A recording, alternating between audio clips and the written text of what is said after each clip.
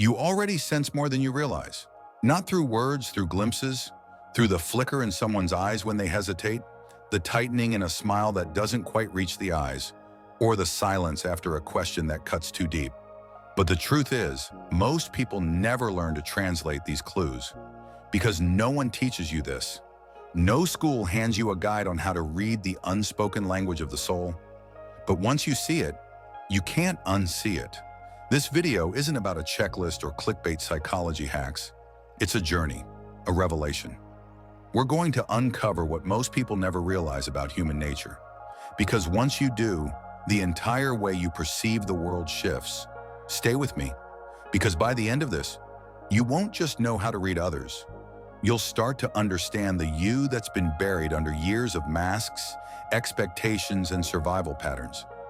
Let's begin here, with something Nietzsche warned us about, something dangerously obvious, yet constantly overlooked. Every profound spirit needs a mask. That wasn't an insult.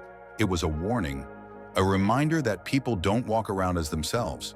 They walk around in the versions of themselves they had to become to survive. The nice guy who always avoids conflict, he might be hiding a storm of resentment.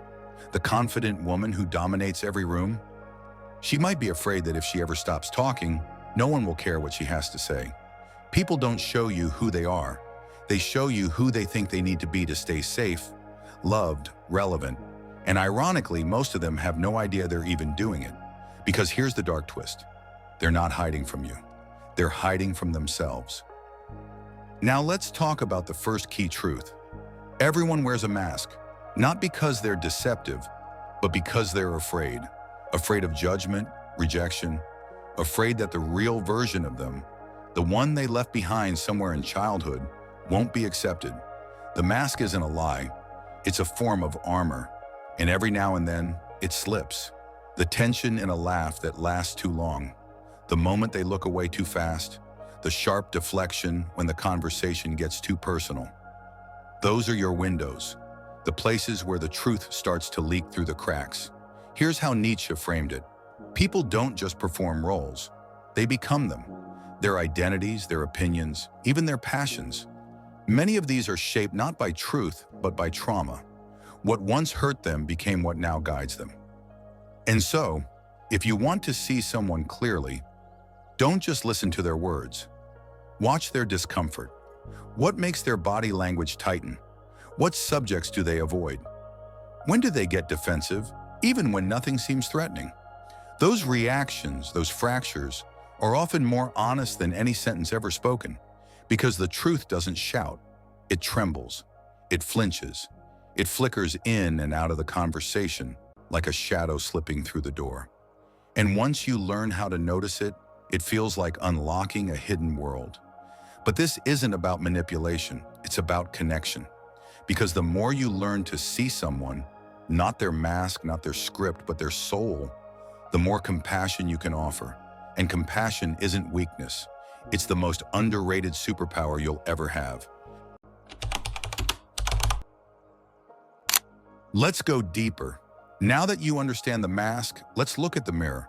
Because here's something Nietzsche understood better than most. What we criticize in others often exposes what we can't accept in ourselves. Think about that for a second. The man who constantly mocks others for being too emotional, he's likely battling feelings he's never allowed himself to feel. The woman who always accuses others of being fake, she might be hiding from her own fear of not being enough. This is what psychology calls projection. But Nietzsche saw it as something far more revealing. People don't attack what they hate. They attack what they're afraid of becoming. It's not random. It's confession in disguise. So when you want to read someone, don't just pay attention to what they love.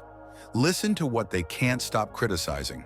That coworker who constantly accuses others of being lazy, he might be drowning in his own guilt about being unproductive. That friend who calls every woman too full of herself, she might be battling jealousy she doesn't know how to admit. Criticism becomes a coded language. And once you understand the code, the pattern becomes obvious. People point fingers outward because they're terrified of what's brewing inward. They don't even realize it. Because here's another raw truth. Most people aren't lying to you first. They lie to themselves. When someone says, I don't care, and they probably care more than they want to admit. When someone claims, I've moved on, they might still be carrying emotional shrapnel they can't remove. These aren't malicious lies. They're survival scripts. They've repeated them so often, they've become real to them.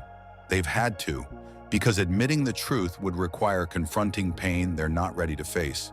And that is where the key to understanding them lies. People lie to themselves so they can keep functioning, so they can keep showing up at work, keep smiling at dinner, keep existing. So when someone's story doesn't quite add up, don't rush to judgment. Recognize that you might be witnessing a wound, not a weapon.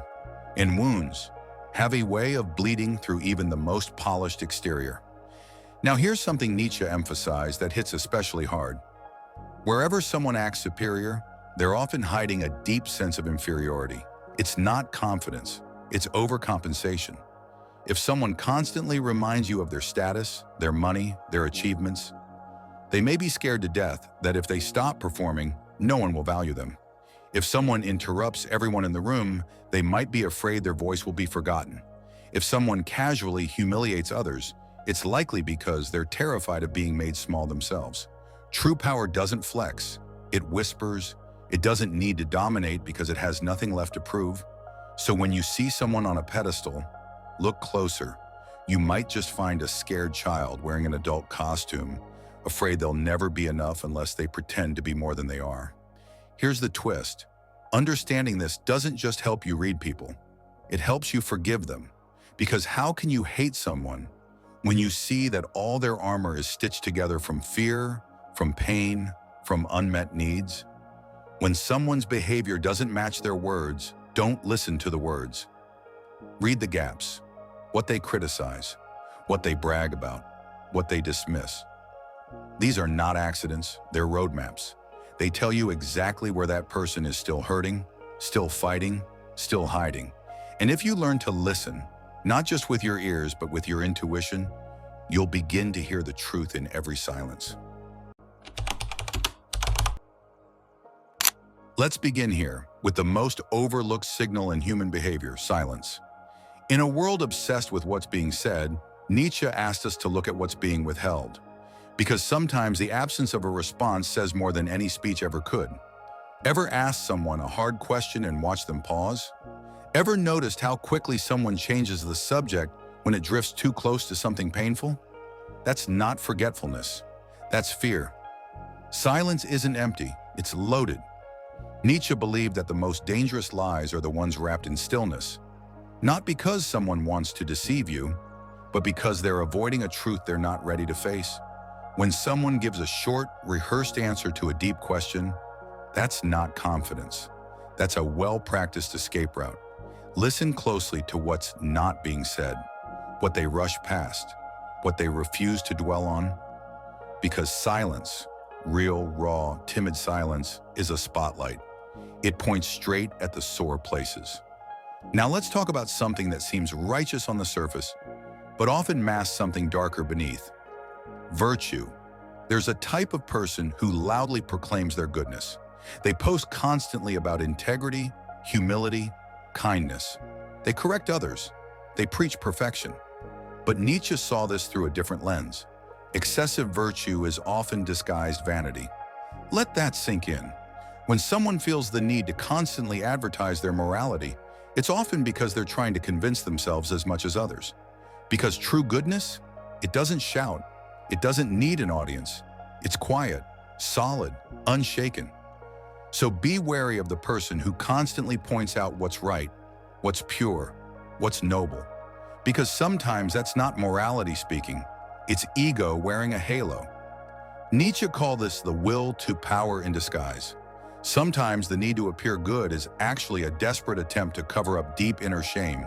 When you see someone always correcting others' behavior, always highlighting their own integrity, don't automatically assume they're virtuous. Ask, what part of themselves are they trying to erase? And then, there's confidence, the kind that feels a little too perfect. You've met this person. They never flinch. They never show doubt. They always seem to have the answer, the plan, the control. But Nietzsche would tell you, look again, because sometimes that perfect exterior is a burial site for guilt. Guilt hides behind false confidence. It's not about being strong, it's about needing to feel strong. Because if they stop for even a second, the past might catch up. Leaders, preachers, perfectionists, they wear certainty like armor. But under that polish, you'll often find a deep belief that they are not enough, and they've been trying to prove otherwise every single day of their lives. Real peace doesn't need to prove itself. It's still. It breathes. So when you see someone performing constant control, perfection, poise, ask yourself, what part of them is still trying to undo something they regret? You see, once you learn to look beneath the performance, you stop being fooled by appearances. Confidence becomes curiosity. Virtue becomes vulnerability. Silence becomes a spotlight. And most of all, you begin to see this pattern. Everyone is trying to heal.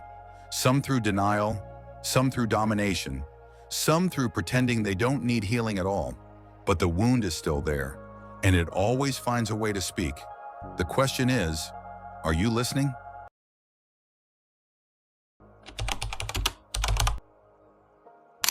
Let's talk about control.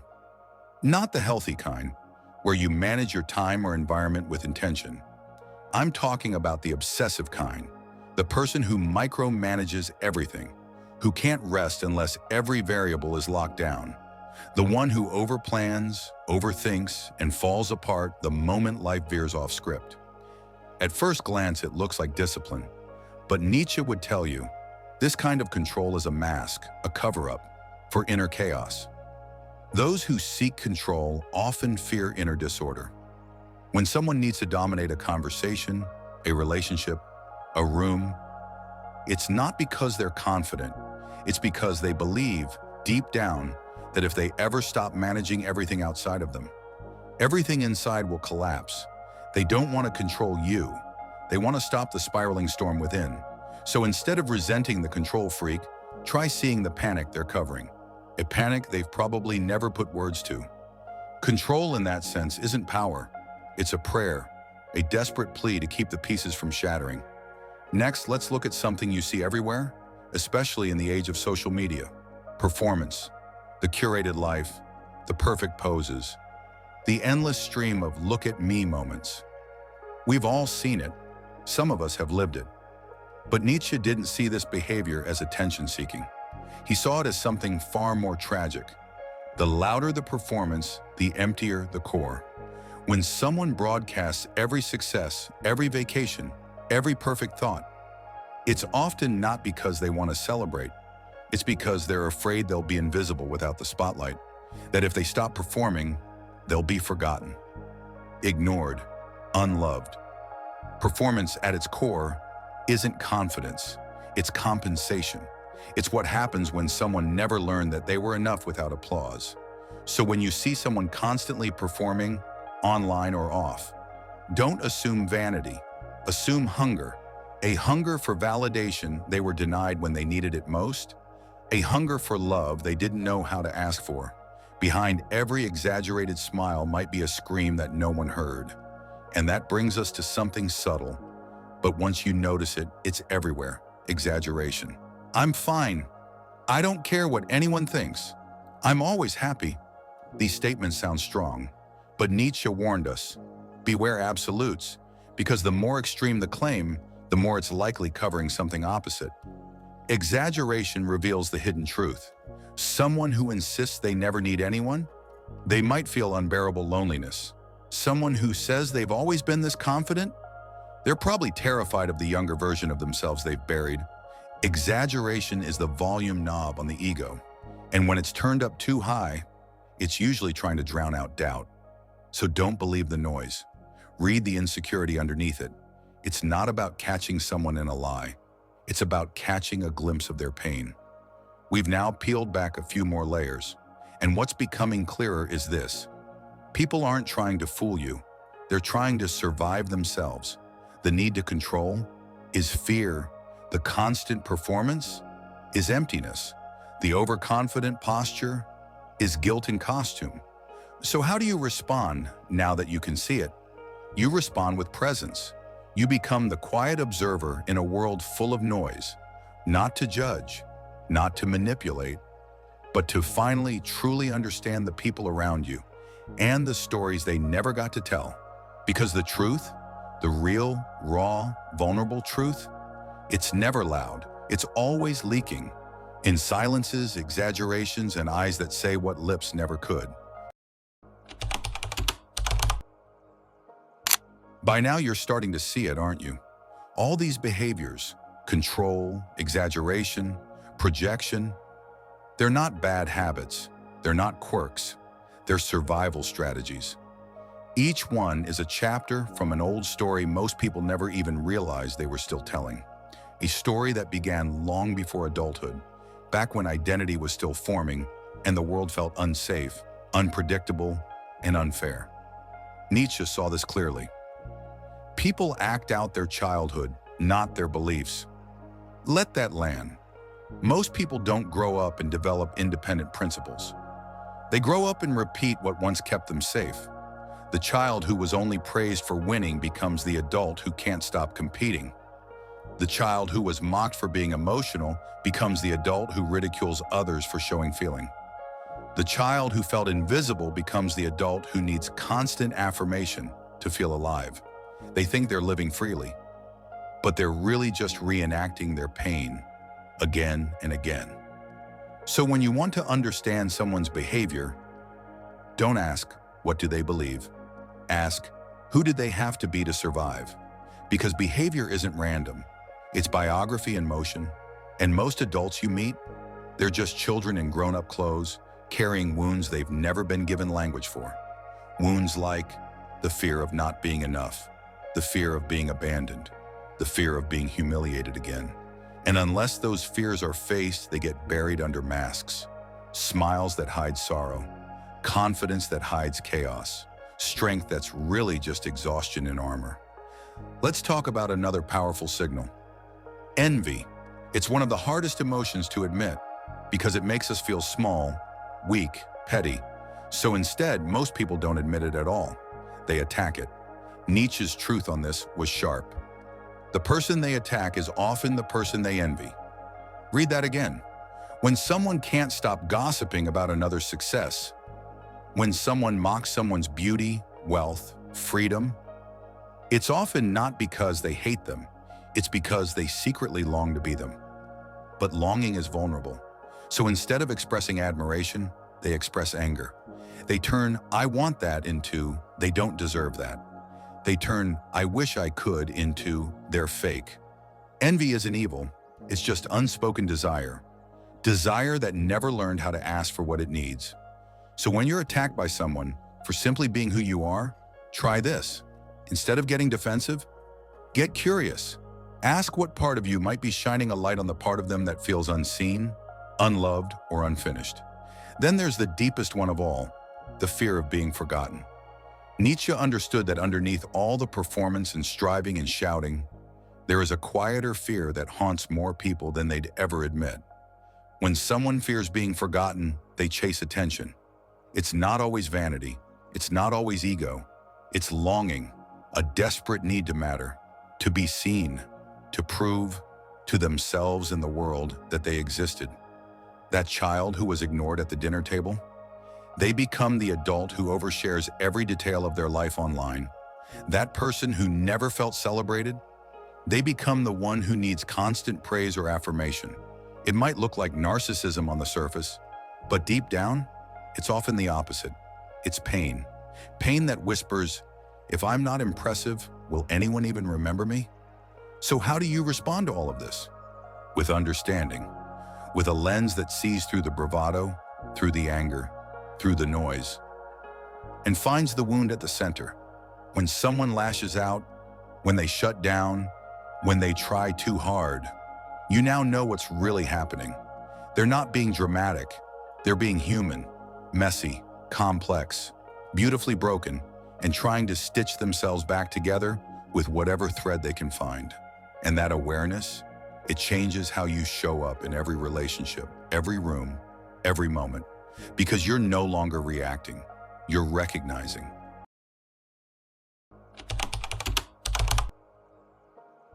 At this point, the entire way you see people has changed. You're no longer watching behavior, you're decoding it. You don't just hear words, you hear patterns. You've learned that people don't speak from facts, they speak from pain.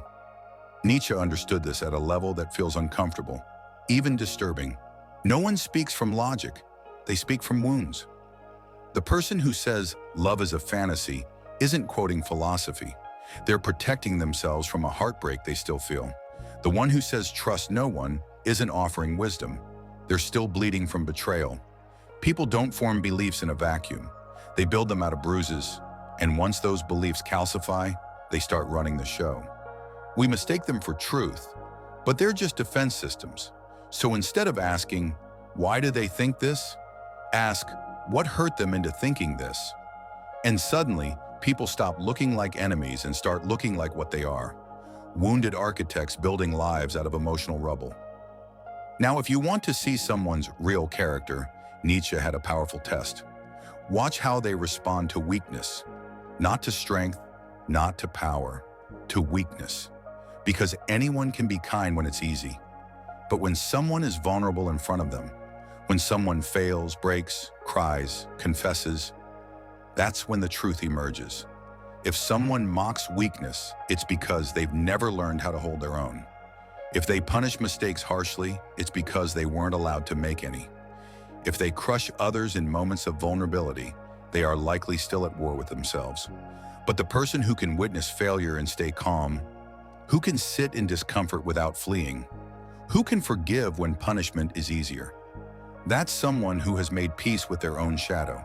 Someone who no longer needs to prove power because they've already won the inner battle. If you want to know who someone truly is, don't give them authority. Give them a moment of mercy to offer. See what they do with it. That's where the truth lives. And now the final truth, one that wraps them all together into one undeniable revelation. Their patterns are a confession, if you know how to listen. We wait for people to explain themselves, but they already have. In their habits, their inconsistencies, their overreactions, their vanishing acts. Every time someone ghosts when things get close, that's not rudeness, it's a confession of fear. When someone flirts with everyone, but connects with no one. It's not fun, it's a wound trying to be seen without being touched. When someone overworks until they collapse, that's not hustle. That's an attempt to outrun a voice in their head that says they're never enough. You don't need them to tell you their story. Their behavior already is their story. The people you meet each day, they are walking autobiographies. Unedited, unspoken, but written all over them if you know how to read. And here's where it comes full circle. Every truth you've learned here, it wasn't just about them, it was about you. Because the moment you see these patterns in others, you start seeing them in yourself. Where have you worn a mask? Where have you overcompensated? Where did childhood teach you that love had to be earned, or that silence was safer than truth? Nietzsche didn't want you to become a manipulator. He wanted you to become aware, to step out of your own performance, to start living not from wounds, but from wisdom. So what now? Now you walk differently. You listen better. You pause before judging. You see what's underneath the obvious. You understand that when someone lashes out, they might be breaking, not bad. When someone brags too loud, they might be screaming, "Please tell me I matter." And you become a mirror, not a weapon. A quiet invitation for others to drop their masks and simply be seen. Because once you learn to read others, really read them, you realize something breathtaking. We are all the same, wearing different armor, fighting different ghosts, but longing at the core for the same thing, to be known, to be safe, to be understood. Thanks for watching.